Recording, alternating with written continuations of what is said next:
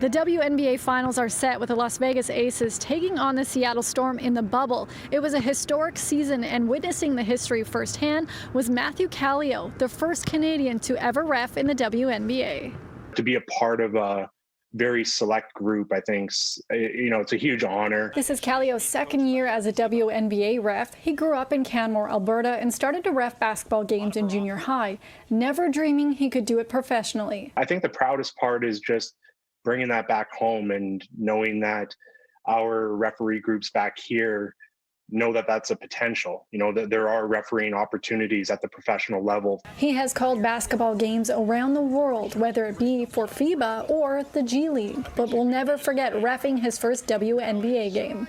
I was very, very nervous, and you walk in and you see all these WNBA All-Stars, and it was just an incredible feeling and so surreal. Nick wants to have a word with the lead official, Carl Lane. Whether it's in the WNBA or NBA, in every game you see a player or fan challenging the refs on some of their calls. But Caglio says there is a lot of work put into ensuring they make the right ones.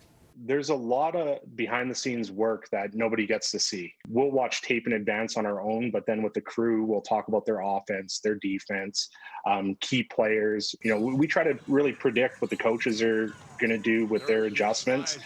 So we're one step ahead of the game. And as soon as that ball goes up, you have to be ready to perform.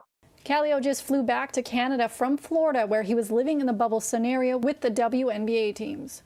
To see the players and the coaches in the same hotel, at the same, training table, buffet, unique experience, because you're never doing that on the road. You're always in a separate hotel, so you pretty much see them at the arena. It was really amazing to see everybody come together to make this a success for the WNBA and the wubble, and it was, it's definitely a highlight and something you're never going to forget. He says he's inspired by the players and coaches every day, and that the league for years has been pushing for social justice. But to be immersed in their fight for social change in the bubble was a life-changing experience. They've been the trailblazers of all professional sports leagues to really try to pursue their voice and to be heard.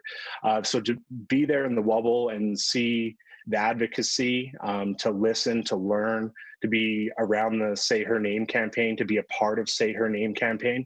I think ultimately that's probably one of my top moments, and the reason that basketball's bigger than the game itself. Tip-off for Game 1 is this Friday at 7 p.m. Eastern Time. For City News, I'm Lindsay Dunn.